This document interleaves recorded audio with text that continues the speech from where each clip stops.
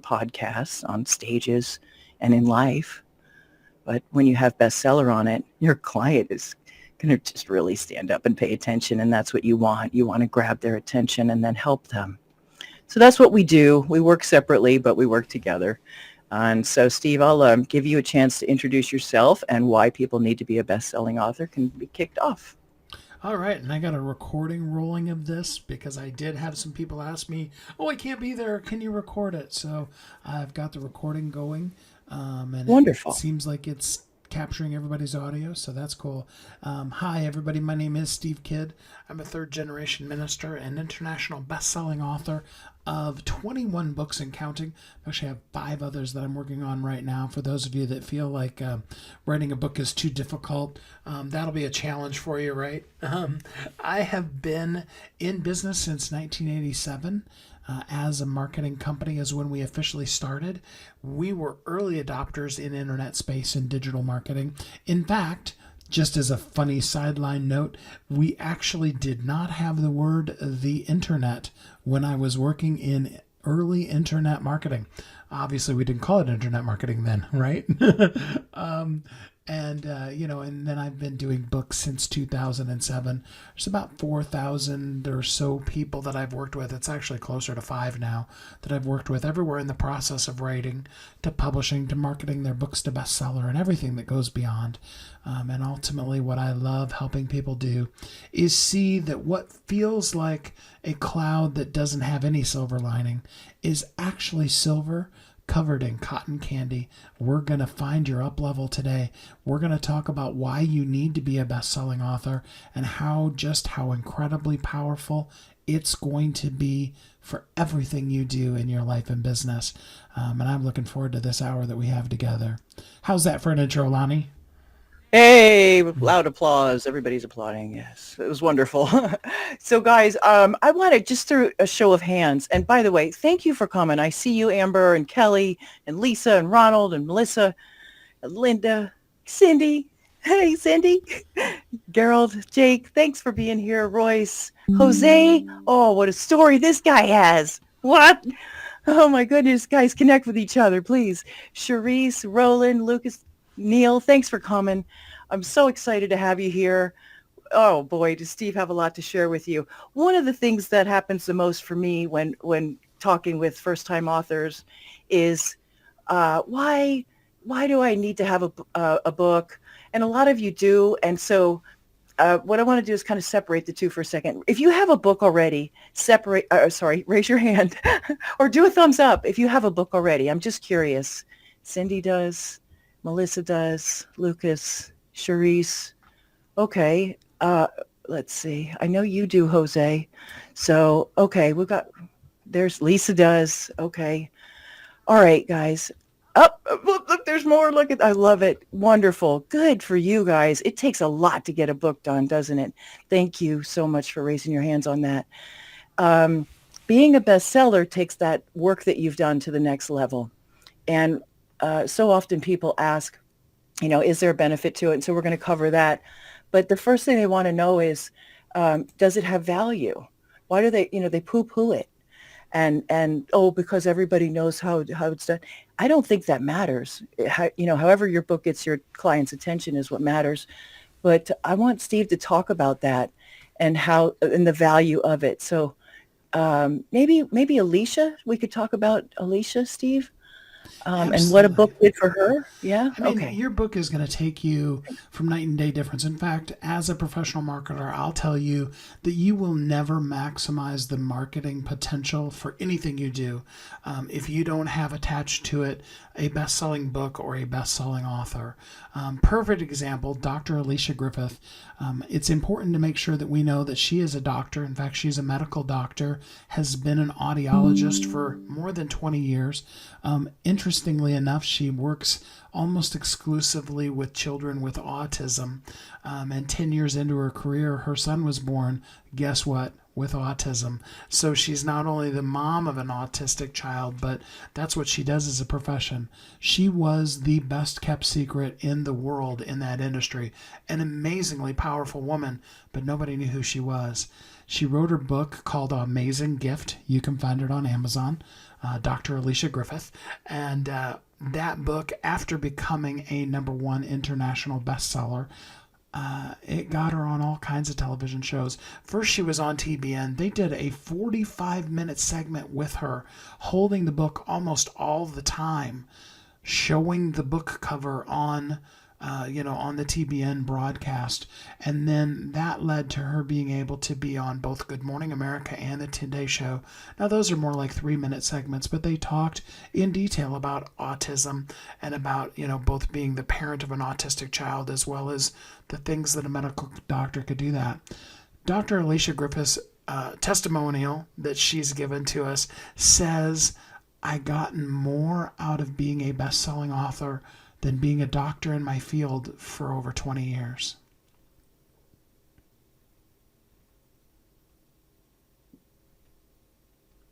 Okay, that's a pregnant pause for emphasis. Wow. Wow. That's remarkable. Are you there, Steve? I am here. Okay. I'll give you another great example. Dr. Dreon Birch. Interesting side note, Dr. Dreon Birch usually calls himself Dr. Dre and was sued by the rapper Dr. Dre and ended up actually winning the court case because his name is literally Dr. Dre. Had nothing to do with what we're talking about here today, but it's fun information for people who are information junkies like me. Dr. Dreon Birch had been, before he ever met us, on the TV show The Doctor several different times. And he was a powerhouse in his field, a real go-to expert. But what he really wanted to do at that stage in his career was really help doctors move from being the experts they were to truly understanding how to have a business. We helped him create a course and the book that went with it. And in the first 60 days, that's right, I said 60 days, he sold over $160,000 worth of packages into his course. That's a little bit higher end of a course because he was selling to doctors, but still $160,000 in the first 60 days after his book launched. That is what a book can do for you. Well, thanks for that. I wanted you guys to know that we're going to do a Q&A towards the end because I think we'll cover a lot of your questions. What we're going to roll into now, I get asked this all the time. What's the difference between going with a publisher and the benefits or not of being self-published, Steve? So, great statistic. I love this one. Did you know, I didn't even know this until just the other day when I came across it. Did you know that over 72% of people who make $100,000 or more a month with their book are only self-published authors? And that the other 28% of them have both a traditional publisher and have a self-published platform. Of the people who are making $100,000 or more with their book monthly, 0% of them are ones who went only traditional publishing. Now, here's the thing. Traditional publishers are really good at doing one thing. What is that one thing? They're really good at printing books and distribution. They are not marketing companies. In fact, their idea of marketing your book is to hand you a list of contacts that they've had and really just say, hey, contact these people and go on a worldwide book tour promoting your book. In fact, if you were to be a first-time author and try to get an advance contract with with a traditional publisher, they want you to prove to them that you already have a marketing plan in place. They'll even, in fact, look at your social media, and if you can't on a random Tuesday afternoon on some post about hanging out with your kids or whatever you might post about, if you can't get a minimum of 3,000 people to like and comment on that post, again, this is a random post, not one that you did specifically, not one you boosted, they won't even look at you. Literally, I have friends of mine that are author agents, and they've sat next to people from the publishing companies, and that's what they do all day long at those expos, is they look at people's social media presence, and they basically tell almost every new author, no thanks, you're not at a level for us yet. And at the end of the day, after all of that, even if you do get a traditional publisher, I love what one of my friends said. She referred to a traditional publisher as a loan shark, because what they want to do is they want to own your content. That's what's in it for them. They have full rights, full exclusive rights over all of your content. And guess what? If you want to make a program out of that book, you have to get their permission to do it. And if they don't give you permission to do it, you can't teach that stuff, not even from stage. So traditional publishing may not be quite the cherry on top of the ice cream that we thought it was, besides the fact of the year to 3 year minimum that it's going to take to typically get through the process with a traditional publisher. Well, they sure do a lot of talk, and it seems like they get your book into stores, um, which is a good thing, right? Although Amazon is what sells 95% of all books now. Yes. Yes. Well, and here's the thing. They don't really get your books into stores. Now, many of you, I hope all of you, but many of you are probably familiar with Lisa Nichols. Her book Abundance Now came out, don't quote me on this, but I'm going to say January of 2017, maybe 2016, right in that, yeah, probably 2016. The original intention of that, because she was at that time Steve Harvey's business coach. So those of you that don't know who Lisa is, that's who she is. And there was a deal with HarperCollins for both her and Steve's book to come out at the same time. Some things happened, not the least of which is Steve Harvey accidentally announced the wrong person as the winner at the Miss America pageant and got in all kinds of hot water for that. But Lisa's book came out on its own. It did amazing. It sold so many copies that it actually went into reprint 3 times faster than any book in the history of HarperCollins has ever done. Now, for those of you that don't know, HarperCollins is the largest print publisher in the world. Okay, so that's a big deal, that number of books. However, most of the people, we were part of the advanced team on Lisa's book, so we knew the inside scoop of it. Most of the people who walked into a bookstore like a Barnes & Noble or ones like that actually had to request at the counter the book. And either A, the book was in a back room and it had been shipped to them. That was about 30 to 40% of the time. And in most of the cases, they didn't even have that book, even with as popular as it was, in stock. And they had to actually order it for them. And we actually did a whole nother campaign along that of having all the people that were part of Lisa's advanced team go into their local bookstores and ask them to order a copy of it and please put it someplace on the shelf for the new releases. And that was, by the way, Lisa's 7th book.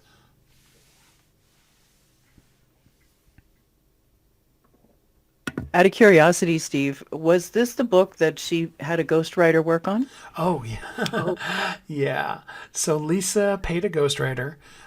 She paid the ghostwriter $100,000 up front, and is paying her 30% in perpetuity of the money made from the book. For those of you that don't know what in perpetuity means, that means forever. And the process took approximately 3 years for them to come together with the content for the book. 3 years. 3 years, yes. Wow, that's a long time. Ain't nobody got time for that. Yeah. No, I like the process of interviewing a book out of somebody and then doing a few content edits, exchanges, and mostly story development. And that's probably the bigger thing for the. I see the laughter out there. Thanks. By the way, thanks for showing up, guys. I see Willie and Hakam and Gina and CJ, Dr. Constance. Elise is here and Paul's here. Erica, thanks for coming. I know you're busy. Thank you guys for putting this on your schedule. Appreciate you, Donald and Sonia. With the lack of with the hands that didn't go up tells me people are still looking to write a book. And it's so important to get with a story development editor, a content strategist, somebody who can take a third party insight on what it is that you want to say, because they can see more than you can. That's always the case. Having a ghostwriter now, that's a really intriguing and deep process. And I can understand it taking a while, but 3 years seems a bit extreme. I'd say that was a smart writer. Well, and the flip side to it is, Lonnee, is that on top of all of that, with all that work and everything, once the book came out, because Lisa always had a plan of having an abundant life program to go with the book. HarperCollins told her that she wasn't allowed to do that, even though it was material that Lisa had been teaching for years, and she had to literally abandon everything she had already created in the course and start over again from scratch. Oh my goodness. What? Yeah. Oh, my hands on my heart. That's painful. That's painful. And there's a lot of bad advice out there. That's the other thing that I see a lot of. Somebody's going to tell somebody that this is the way it should go, and then pour their heart and soul into a book and make it really big so that it has value. There's myths out there that I wanted to kind of bust today. Like, does your book need to be 50,000 words to be successful, Steve? No, in fact, actually, and keep in mind, we live in a Twitter society. We live in a world now where people believe they can have full conversations 140 characters at a time. People do not have the attention span that they ever wanted. But in addition to that, the truth of the matter is the 350 page normal book that we've been led to believe is the real book, that is actually a construct of the publishing companies, because they discovered very quickly that they could charge more for a 300 page book than they could for a 100 page Oh, book. no. And so, of course, they wanted to make sure that the books were longer so that they could make more money. They didn't pay the authors anymore. Oliver Twist, as an example of an older book, that author didn't make any more money just because the book was longer.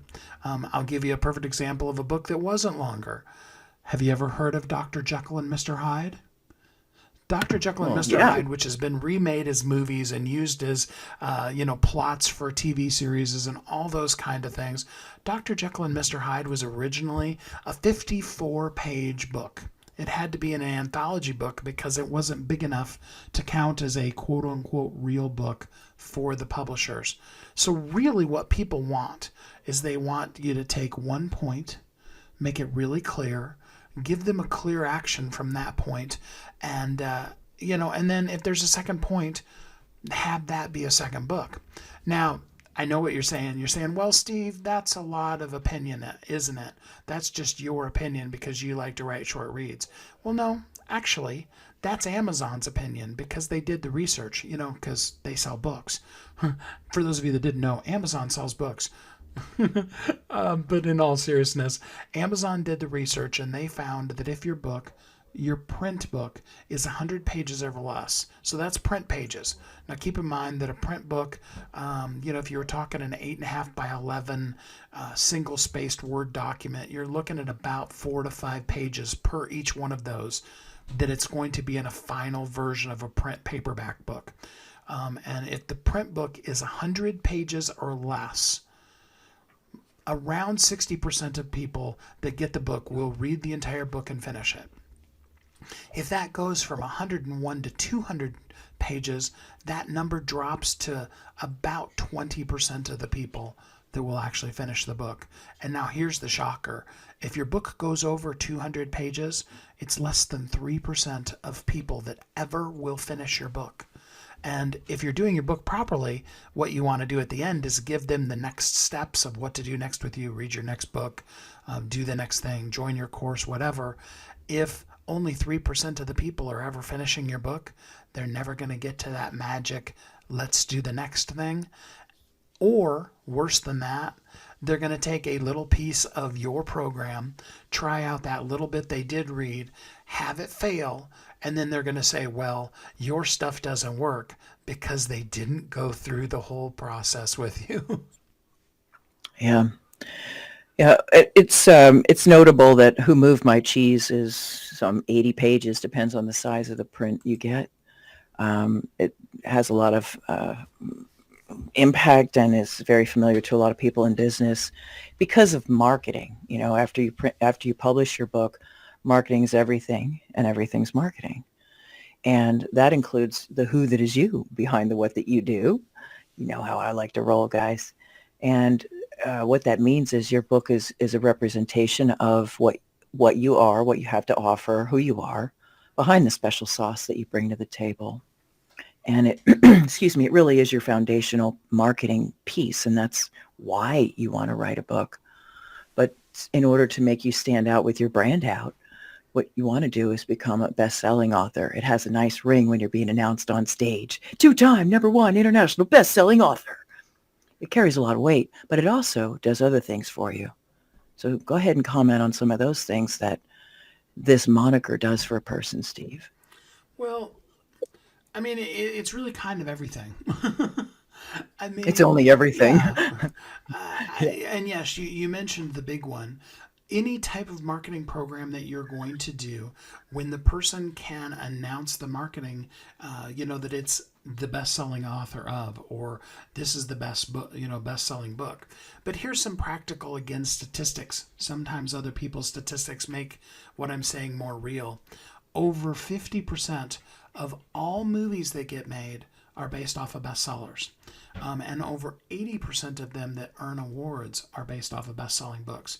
So for those of you that are fiction writers and you want to get your movie, your book into the movies, if your book isn't a bestseller, the probability is that they won't even look at it.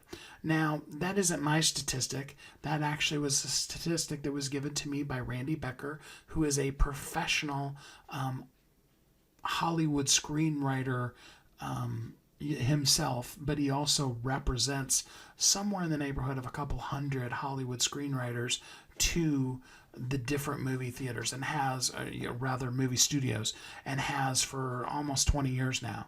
And that has been his experience across the board. So when you really want to make the impact, you have to have something that makes you stand above the crowd. Just like if you want to prescribe medicine to somebody, you need that little plaque on the wall that says you're a medical doctor, and not just some guy who, thinks this particular medication is really cool. Ultimately, Amazon is a third-party validation of all who you are, and your book as a bestseller is the starting point of saying this person has shown that they know their stuff, to give you then permission to be able to take that validation and build on the foundation of that to go out and do all of the things that you were made to do, and make that change that only you can make in this world. Well, that's true. Everyone's an expert at their own experience, and it really is a matter of crafting it in a way that becomes compelling page-turning material. If I could talk, it'd be good. What is Oh, talking? goodness. Yeah, I'm doing my best. It's also a great way, as we mentioned earlier, to monetize your presence on podcasts and wherever you go, really, on stages, those kind of things. You want to share the information that you have. A book gives you instant authority, credibility, and expertise. But you really get to stand out when you have that label on the front and that title. You'll have that title forever as best-selling author. And as a result, if you say, I'm going to make a course based on my best-selling book, it has a nice ring to it.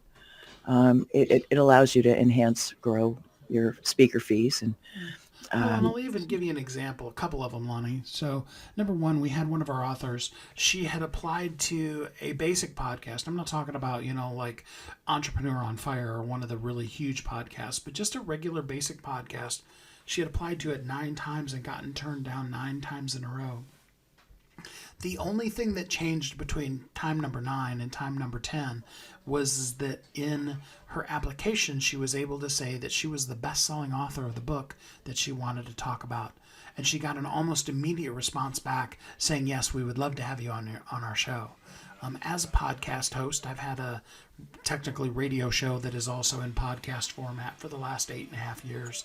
I can tell you that that is an instant standout for my ability to be able to know that I can market you, is that you have that label, best-selling author. I'll give you another great example. One of our authors, she was actually a C-suite executive, so she was getting paid very well, high six-figure salary, but she really wanted to be at home, to work from home, to spend time with her kids, and make more of an impact in the world. Because the intention starting out her new business, we started with the bestseller and built a marketing campaign beyond that. She made over $100,000 her first year in business. wow. Wow. Then I love these stories. I imagine it illustrates pretty well for you guys the value of it. I've got one more for you. Um, there was I saw him on TV. My version of TV is a news channel. Whatever. I don't have a TV. It's on net. It doesn't matter where I found him. Forget it. I'll start over. Okay. This guy had a book. Bless his heart. He's in his 70s, and he wrote this book, saving the Constitution. And gee, wasn't his timing good? I mean, really. But he had this book on Amazon sitting there for about a year when I heard him on this talk show. Him out. I was compelled by his content, his angle. You know, you need to have an angle if you want to have an edge. And saving the Constitution tells me he knew an awful lot about his topic. And Lonnee, you just cut out on us. there's background noise, ma'am. Yeah. Okay, thank you. Okay, so so this wonderful older man is on a talk show every week as the, they wow. That's really breaking up. I hear sawing and Let me that's let awesome. me tell a story for you, Lonnee, since I know it. He was on the talk show every week, and yet nobody really knew him. He was the best kept secret. He had an amazing No. book. He had a following, but he didn't have a following outside of his talk show. And it was about having the ability to go beyond where he was to where he could go. You want to take it from there, Lonnee, or are you still not audioing? No, I'm good. I'm good. I love this story because he had a book placed. He had it on Amazon for a year, and he was out there talking about his topic. And once he became a best-selling author, everything changed for him. He purchased books from a publisher in his neighborhood, so he had hard copies. And what happened for him was his first lot of 600 books sold out immediately. And he hadn't sold 40 books in a year. And then he became a best-selling author. And when he, did his weekly or biweekly appearances on this talk show, he was then saying, "I'm the best-selling author of this Saving the Constitution." And bam, sales went crazy for him. He had to order 2 and 3 more lots. He was sold out for months in advance. And he wanted to do, by the way, just so you know, Amazon is print on demand, and that's cool. But you can also, and you can have author copies sent to you, and you can sign them. But he chose to go with a publisher, so he got a different rate, which is smart. If you buy in bulk and you can put them in your garage, that's a smart idea. And he would sign and mail out each one. But he'd always been offering that. As soon as he hit best-selling author, bam, sales were on. It was on and a popping. Never heard from him again. I guess he's doing great.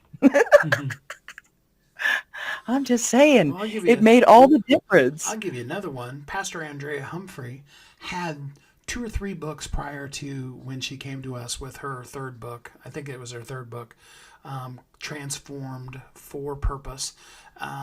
We did the marketing campaign for her. Her book was number 84 out of all the books in the entirety of all of Amazon. Okay, so I'm not talking about she was in the top 100 in a category. I'm talking about she was number 84 out of all books on the whole of every book on Amazon. All right, let that sink in for a minute. What she found not only was, of course, that book sold, but people were like, "I didn't know you had a book." And then people discovered her other books, and guess what? They sold too. Now, we just lost Lonnee here for a second. Hopefully she'll be coming back, but we'll just keep talking. In the meantime, let's bring up a couple of people. It's just on mute. Oh, your picture just disappeared. Yeah. I figured it out. Finally, I learned how to become You invisible. disappeared. You weren't there, man. It was really freaking me out. Seeing you guys get Okay, to well, see the real of us too, and that's what's fun about these new events. you want to work with people you have chemistry with, guys, especially when you're pouring your heart and soul into your project. This is your baby, and you want to work with somebody who gets you and who appreciates the path you've walked, not just some rote literary hand that's going to hand your book off to a dozen people before it gets done. That's what agencies do. Just saying. But anyway, did you want to parlay into some taking some questions, Steve? Well, I mean, I was going to do that because you had disappeared, so we can stay on track if you're still here. Well, I'm good. You take it away, however you want to. All right. Well, let's just bring a couple of these people up to the stage. Melissa, who happened to actually work with me, hopefully she'll say good things. Melissa, if you're not going to say good things, run away and hide real quick because my self esteem just can't handle it. I'm totally joking. I'm looking forward to having her come up to the stage. Melissa, you have a question. Feel free to introduce yourself to us and tell us what you have to say. Oh, hey, Steve, can you hear me? I can hear you, yes. Hey, this is pretty cool. Thanks. I actually didn't have my hand up. I was giving you the thumbs up, but I will say that in working with Steve, he's nothing but kind, gracious, full of information, um, did me a solid, sticks to his word. And, I had a rough end of the year last year. I lost my dad, and he was very considerate. Um, and yeah, if you have the opportunity to work with him, I would take advantage of him. He's working with a colleague of mine, Dr. David, and they're doing a lot of good things. And I think they're going to be successful. Thanks so much, Melissa. I appreciate having you here. And I did both I wrote a children's book as well, and I did the hybrid publishing route twice. The first one was a total scam. It was under the umbrella of Author House, and I was very green, didn't know what I was doing, and signed up for a bunch of empty promises. Thankfully, I got all my money back because my former life, I wrote contracts and legal stuff for a living, but a lot of people don't read what they sign and sign up for stuff and don't realize that, you're very excited because you're writing a book and you get a bunch of promises, and some people have to find out the hard way. So that you have to be very beware of. Then I signed up with a hybrid publisher. They were called Dog Ear Publishing at the time. They've since then gone belly up, but the worst part about it was they didn't, one, they owed their authors a lot of money, and two, they didn't tell any of their authors that they were going bankrupt. And so my domain name, my website, everything went when they went. And I just had to start from scratch. So I did it through Ingram, and, which is easily done. And I used Fiverr for, as far as editing and looking to people that have good editing skills more than I do, and even some specialists, because one of my books is a memoir self-help, but it has a lot of medical information, so I had a couple nurses look at it just to make sure that all my lingo was good. And there's a lot out there if you know where to look, and a lot of people willing to help you.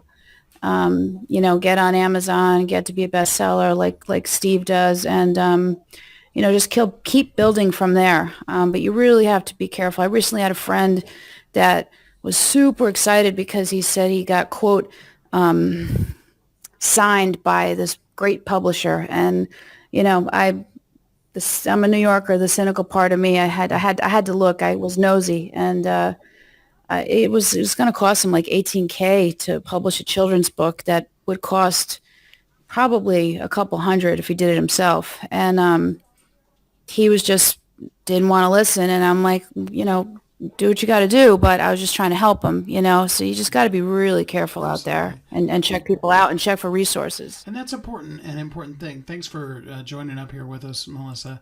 That's an important thing to mention, is the fact that you got to be careful, because if a publisher, quote unquote publisher, wants you to pay them up front for traditional publishing, that is not a traditional publishing contract. That is some form of hybrid publishing.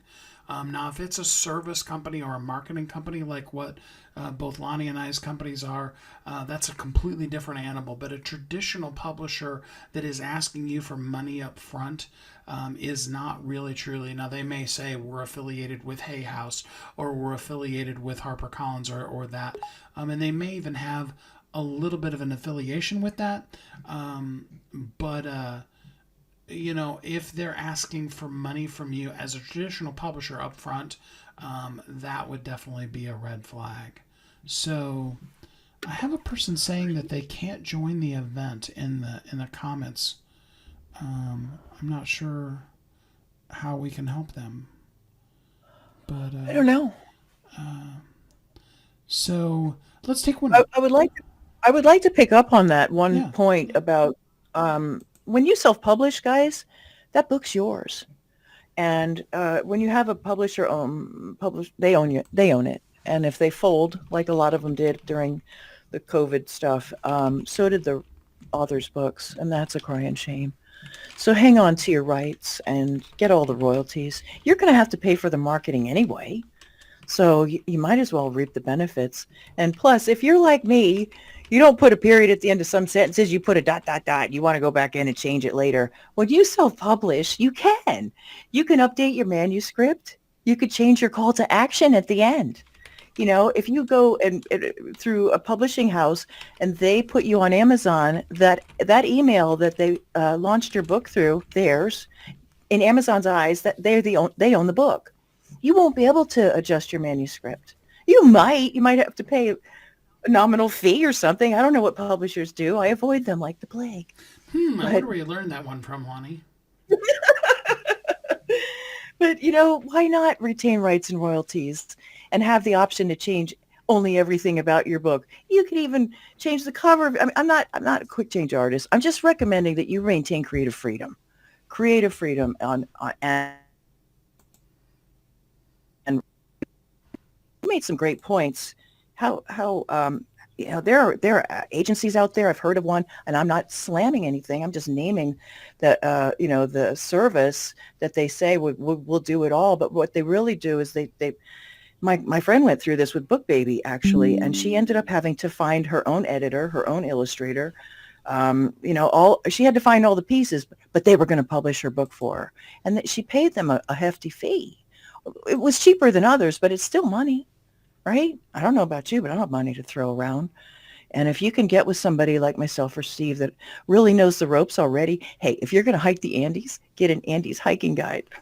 Don't mess around. And there's a lot of them who profess to be out there, but what you need is a strong editor and somebody who knows the ropes in publishing. Absolutely. So go ahead, Steve, call on somebody else. I'll stop talking. Well, and it's kind of like Seth Godin said, he said, I don't need a plumber right now, but if I want a plumber, I want the guy who wrote the book on it. I want the best-selling author on the plumbing issue I'm having, as opposed to just some guy that I found in the quote-unquote yellow pages. When was the last time you used the yellow pages, by the way? So let's bring another person up. Gerald, I think that's how you say your name. Correct me when I bring you up here to the stage if I was wrong. But welcome to the stage. Tell us a little bit about you and ask your question. Can you hear me? I can hear you. Yeah, we can hear you fine. Hey, yeah. So, so it's funny. I'm coming from a total different background. I'm actually a engineer. I design healthcare facilities, hospitals. I'm the director of healthcare for the U.S. for engineering companies. So, authorship was not something that I ever thought about, but I actually run a nonprofit organization called DTR Foundation, which is an acronym for Dreams to Reality.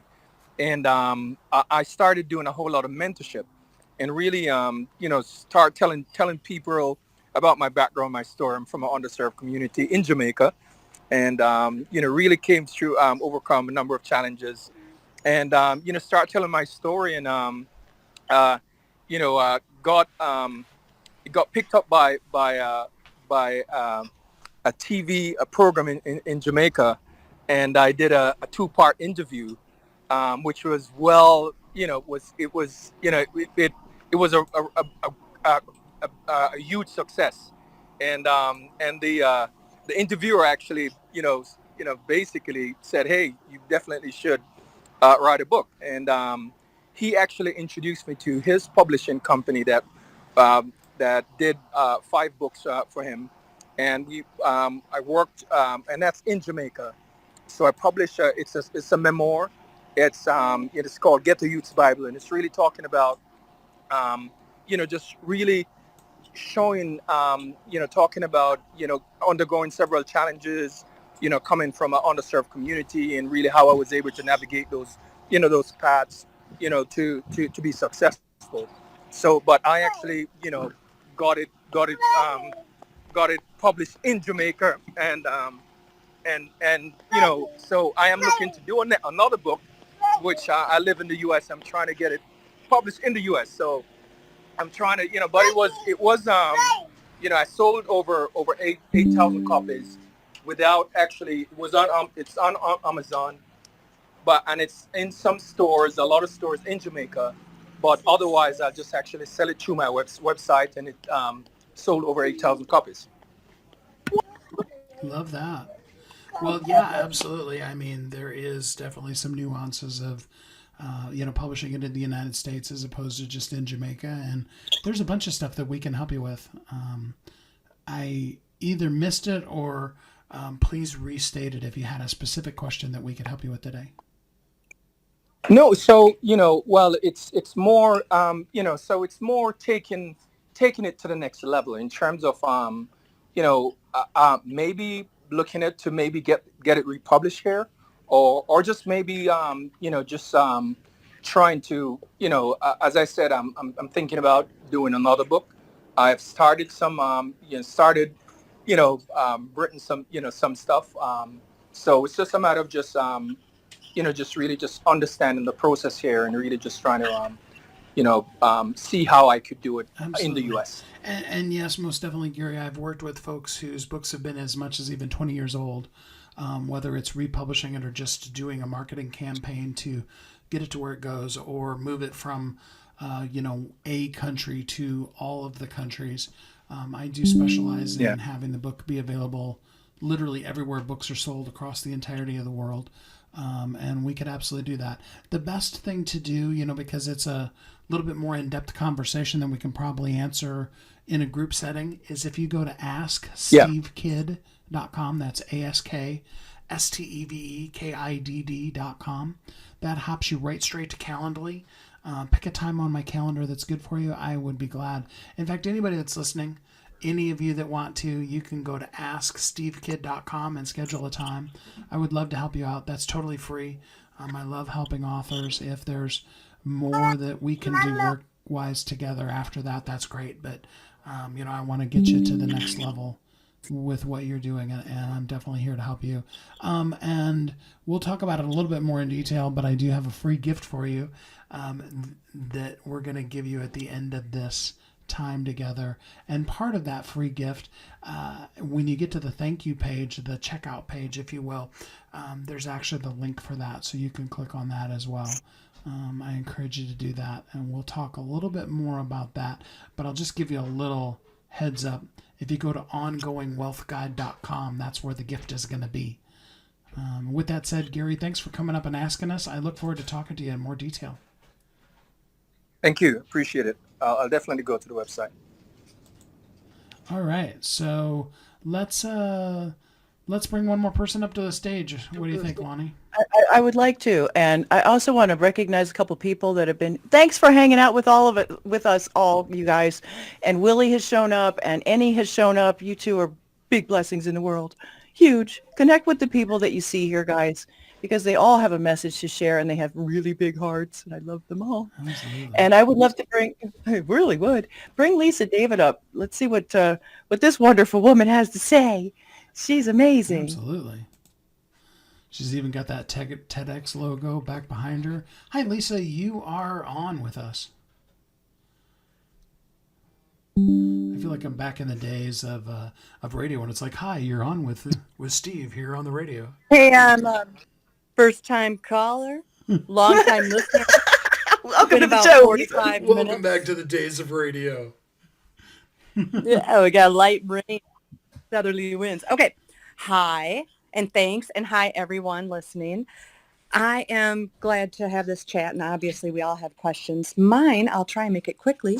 I do have one book out, memoir, and it was self-published, and I had an editor. I did a creativity journal. I'm a business humorist and speaker and performer.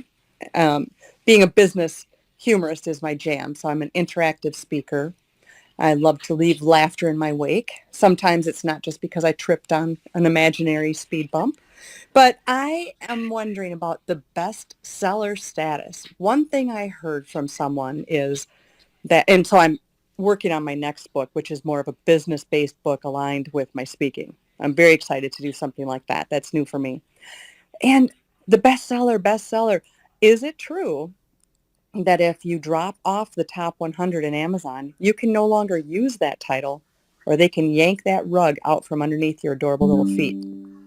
Well, I mean, no, because once you become a best-selling author, you're going to be a best-selling author for the rest of your life.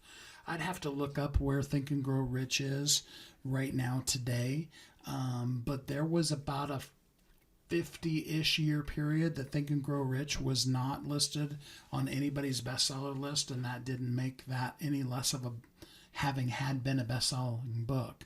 Once you become a best-selling author, you are a best-selling author for the rest of your life.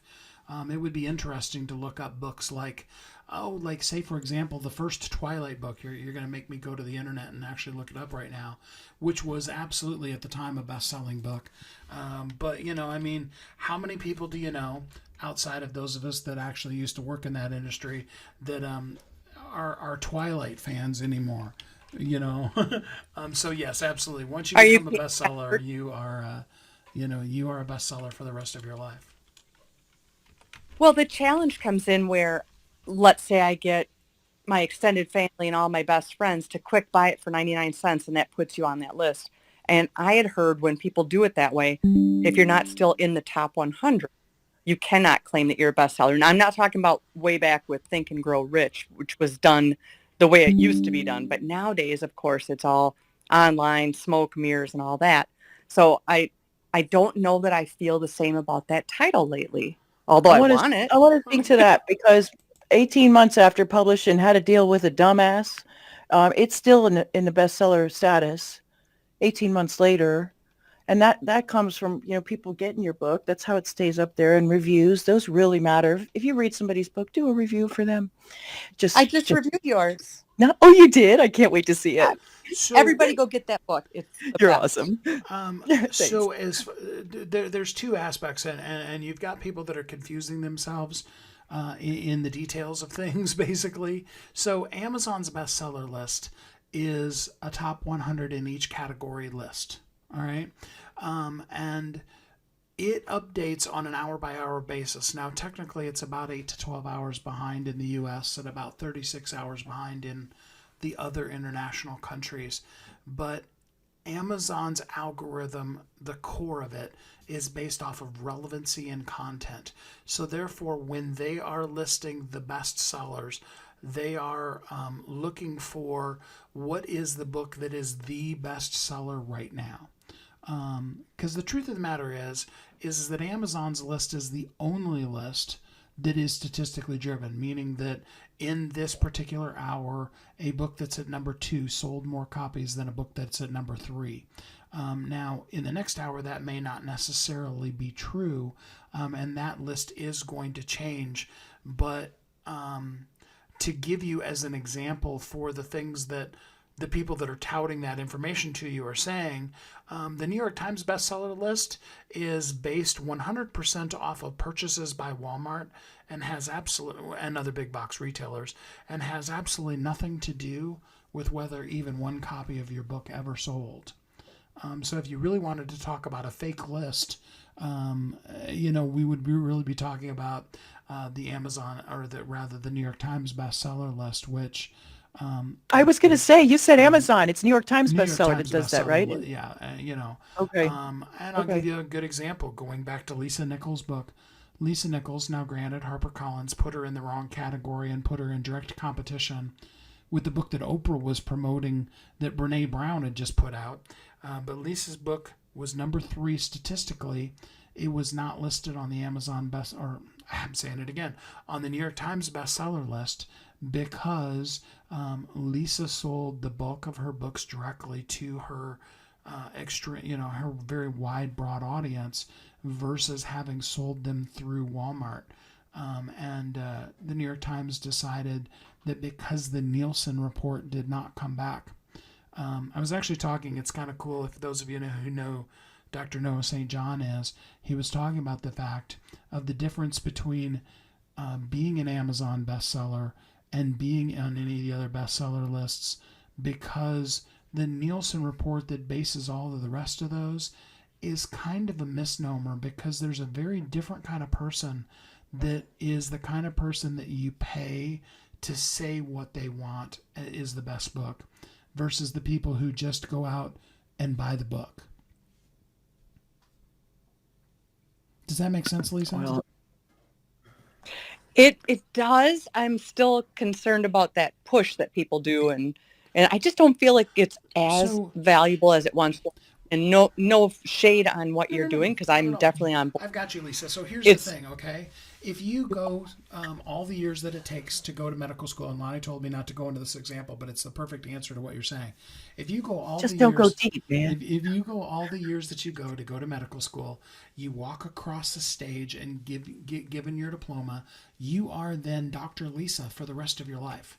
Now, you may go get a job at McDonald's with that degree. There have been people who got that degree that have had to do that to pay their bills. That does not make you any less Dr. Lisa. My dad got his doctorate. He finally finished it at 85 years of age, about a year and a half before he passed away, and he was officially and legally a doctor. Best-selling author is really the virtual equivalent. It is the third-party validation from Amazon that your book did sell. I don't know anybody's book that stays there forever at number one or in the top list without them continuing to market it. And quite frankly, from a marketing standpoint, whether one-off selling of your books is your marketing your marketing push, or whether you're going to use that and push your course or get on stages or things like that, or even give the book away for free. Those are all nuances in marketing, but it doesn't take away from where that book was. And the people that are arguing that are arguing it because they don't really understand the nuances of Amazon's algorithm. And that's why in our process, we literally take the screenshots, including the timestamp of absolutely when your book was a bestseller. So no matter what it is later, you have legitimate, total proof. Here's my book. This is when it was on the bestseller list, and you absolutely are a best-selling author. That makes sense. And I really don't know if it was the McDonald's thing thrown in, but honestly, it does make sense. It really does. Yeah. I appreciate that. Thanks, you guys. Yeah, absolutely. Thanks for coming up to the stage, Lisa. I appreciate your question. How about Paul? All right, Let's hear. Paul. Let's see what Paul let's has hear to what say. Paul. Let's hear Paul's question. Welcome to the stage, Paul. We only we only have a few minutes, so quick. About 6 minutes, concise. Paul. So ask away. Got it. First, I just want to say thank you, Steve and Lonnee, for holding the room. This was so insightful because I'm actually in the process of writing my first book, and all the information that you gave about like self-publishing and all these things was so helpful. My question to you is, what are kind of some of, for a first-time like author, going through the process, in all your experience, because I was looking at your profile, I saw that you've been doing this for a while. What would you say are like three of the biggest mistakes that a lot of people that you work with make, and like you would recommend to avoid? So the number one mistake everybody makes, myself included, is, especially with their first book, is we try to tell everybody everything we've ever known in our entire life. And You're right, though. That's what we do. And what you really want to do is you want to take a person, one single person, and I didn't invent this. Nike actually, they have a whole process for creating an avatar that is a single person. You want to write a book to a single person and help them with one single thing. If she's still in the room, Elise would be the first one to raise her hand and say, we went through that process and it helped her a whole lot to be able to narrow the focus of her book with the amazing stuff she does in the Word. in the world. So that would be number one is don't write about everything you know, write about the thing that the person that you're going to speak to needs to know right now. So that's number one. And you said you wanted 3. So secondarily is really understanding the concept of marketing. There is a lot of people out there that are pushing spending a year to 3 years pre-marketing your book before you put your book out. Somebody's waiting on you. Somebody needs the information that's in your book. They needed it yesterday. As my 20th best-selling book says, bestseller's only the beginning. Bestseller is like when you build a house, building a foundation.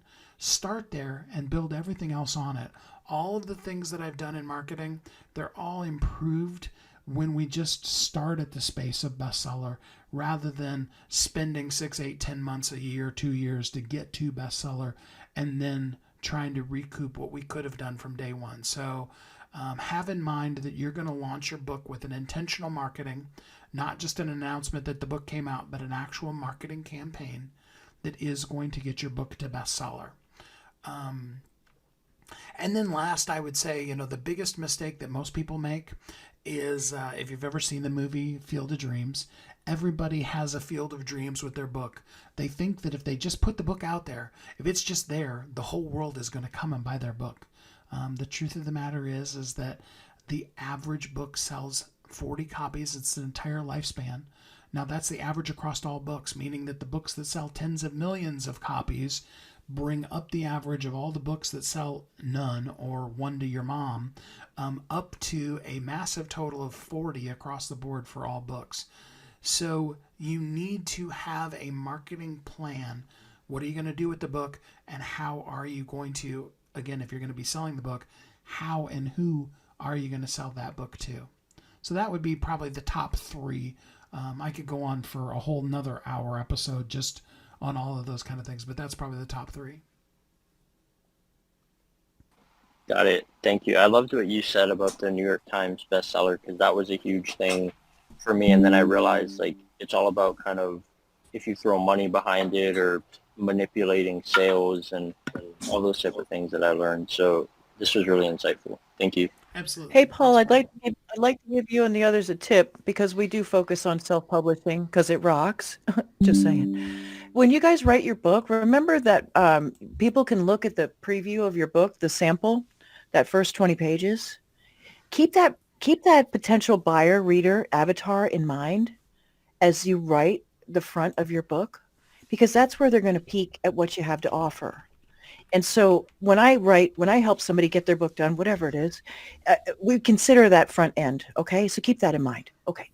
So I think that's about it for right now, huh, Steve? We got something coming up in a couple weeks. Yes. So on my birthday, in 2 weeks, on the 26th, we're going to not just talk about having a book or being a bestseller. We're going to actually literally help you write your bestseller in 1 hour.